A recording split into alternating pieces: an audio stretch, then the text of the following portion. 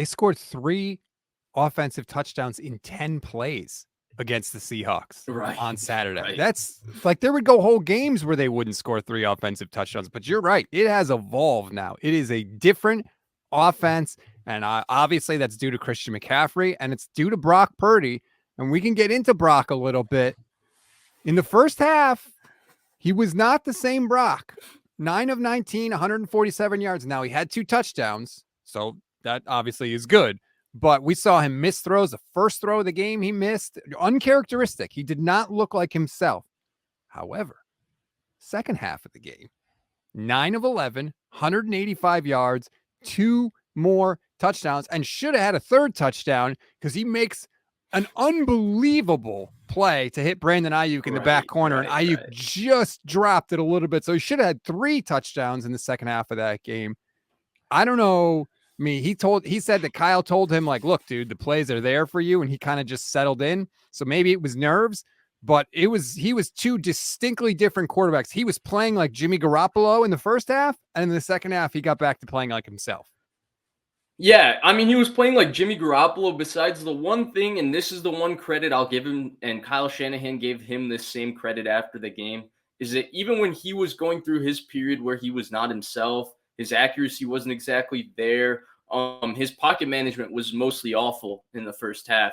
And you had him going through where it was nerves. You could see he was amped up. First throw of the game, I mean, Juwan Jennings is there. It's a big completion, and he just overshoots it because he's just amped up, ready to go.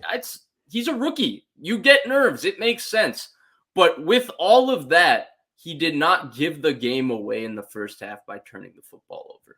And we saw for Seattle, what was the straw that broke the camel's back? It was Geno Smith fumbling in the red zone. That play ultimately ended the game because the moment Geno Smith fumbled, the Niners defense got their mojo. Niners offense went on a drive. Brock Purdy off schedule, Elijah Mitchell touchdown, quick 3 and out, punt, screen to Debo, get 2 yards, then 2nd and 8, play action, Debo goes 70. Next thing you know, the game is over. That was the 3-drive sequence that ended the game.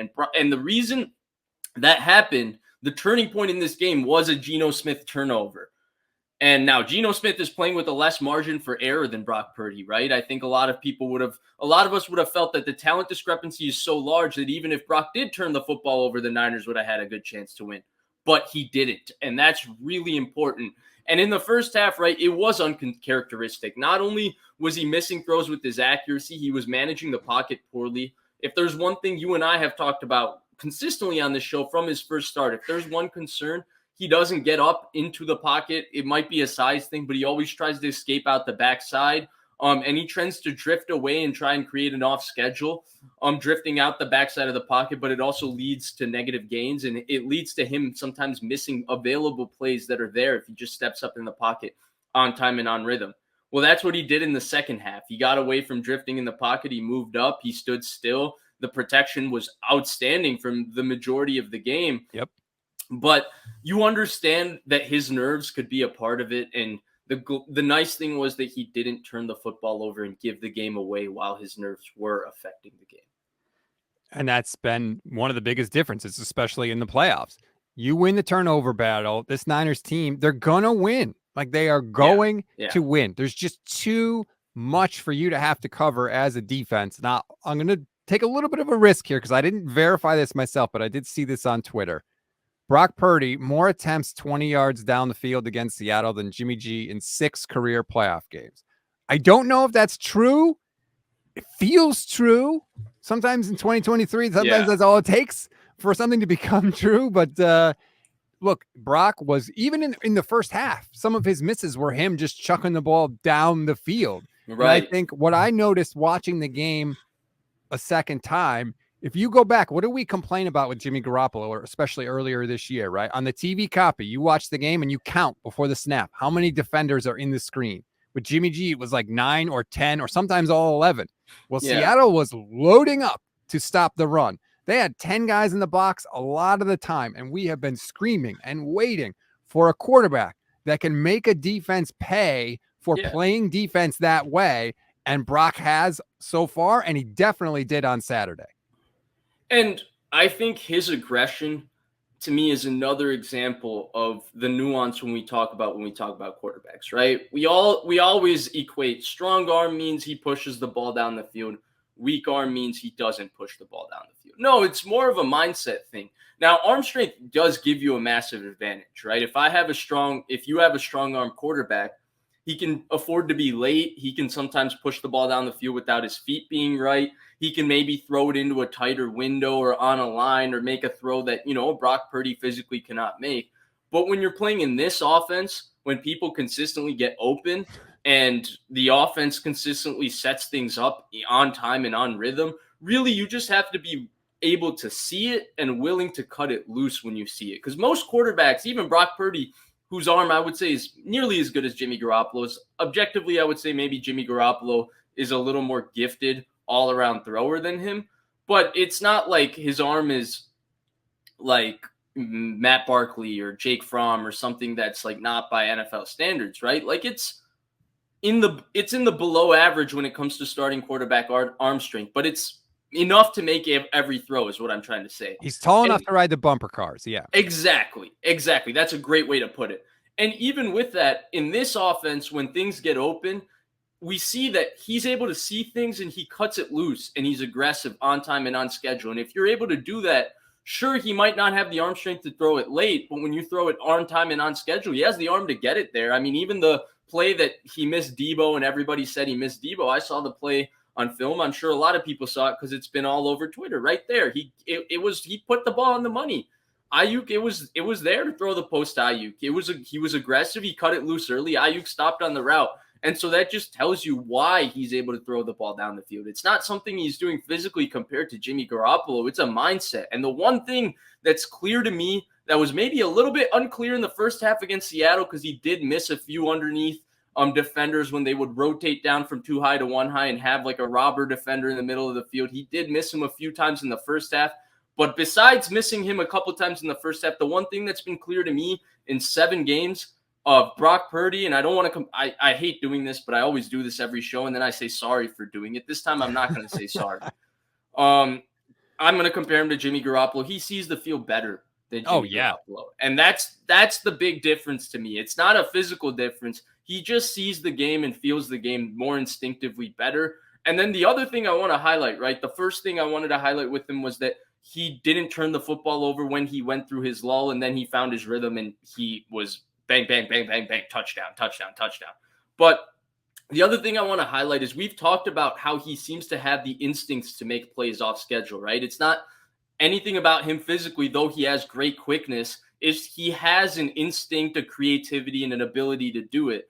The one thing he also has when he gets outside of the pocket is knowing when the play is dead and not giving it away. Sometimes he can extend it for 2, 3, 4 seconds and realize, crap, I can't take this sack. Let me just chuck the ball out of bounds. And he's thrown the ball away more, I would say, than any 49ers quarterback has ever. And that's Garoppolo, Beathard, Mullins, Hoyer, you name it, Lance. None of them really threw the ball away. He's thrown the ball away consistently. And that's such a good thing to have, that even though he's making these plays off schedule, he's not being reckless. He has great instinct for when the play is available and when he can do something. And when nothing is there, let me throw it away and live to see another down. And we saw that, I want to say it was the play before that Ayuk incompletion, but it was in the red zone. He drops back to pass, and he's got pressure right in his face right away, and he just did that underhand toss forward, and it looked weird, but it was an incomplete pass. Like, he recognized that it was dead. It wasn't going to happen on that play. Right. And he got rid of the ball, didn't take a hit, and they went to the next down. Like, it sounds so simple. But yeah, even when he does extend the play, he did make me nervous a couple of times when I was sitting there going, throw it away. But he did throw it away. And like that, especially with this offense where you feel like they just can't be stopped, not getting behind the chains and not hurting yourself with a turnover, it makes all the difference in the world.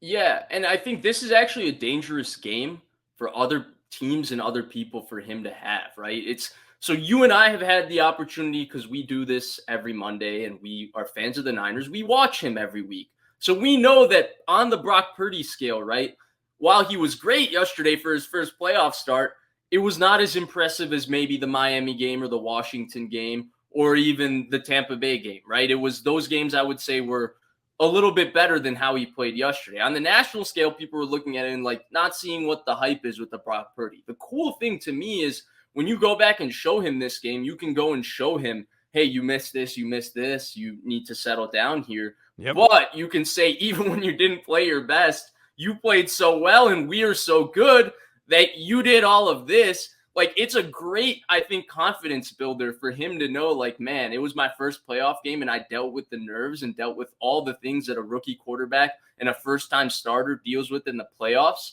and we were still able to do this. Just wait till I get more comfortable and I play even better in the next game, in the forthcoming game, because I think he will play better. He just seems like that kind of guy to me. That's why I believe he'll play better. And when you're able to show him this, like, you have to be scared of the confidence that this might build with him. It's the most passing yards in a playoff game by any 49ers quarterback not named Joe Montana. Like, think about that. Right. The 49ers have had some great playoff performances by a quarterback, and Brock is better than all of them except for Joe Montana. That's what I said in the instant reaction show. Like, we are at the point now where this offense can struggle in an entire half of football and still put up 41 points. And that's without a defensive touchdown. Yeah. Like, we would go entire halves where this offense would score 7 points. They'd be in the third quarter and have 10 points, 13 points. It has completely evolved now. And that's what I said. Like, in order to beat this team, you got to put up 35 points on that defense. Good luck. And I think Christian McCaffrey has taken it to another level. I agree with that, right? That's one big difference from last year. But to me, Purdy has also, his aggressive mindset, right? He's got a Ferrari. He's been gifted the keys of the Ferrari, but he's not just driving the Ferrari. He's racing the Ferrari. He's looking aggressive, bringing out the best of this offense. And I just love Kyle Shanahan just having the trust and faith that he seems to have in Brock Purdy. It felt like even yesterday, it felt like instead of settling him down by just running the ball, he settled him down by, calling a couple screens, letting him get a couple completions, and then he was back to being Purdy, which culminated in his confidence growing to the point that, the last real throw of the game he rolls out left on a bootleg, nothing's there. He crosses field, comes all the way back right. I thought the best part of this play, the throw was obviously phenomenal, was the awareness to kind of pump fake and slip underneath the big guy to his right and then rip it while taking a hit and putting it right on the 1-1 for Ayuk. He's got to come down with that. Too bad he didn't. But, like, to get his confidence to be there from where the game started. That's a good point. Is like is really good from Shanahan. It also shows growth from Shanahan. Usually Garoppolo, he just tries to win the game without really using his quarterback as little as possible and putting him in as little like situations where he has to throw as possible. In this case, he was just like, "Yup, let's go sling it and let's go run up the score on them."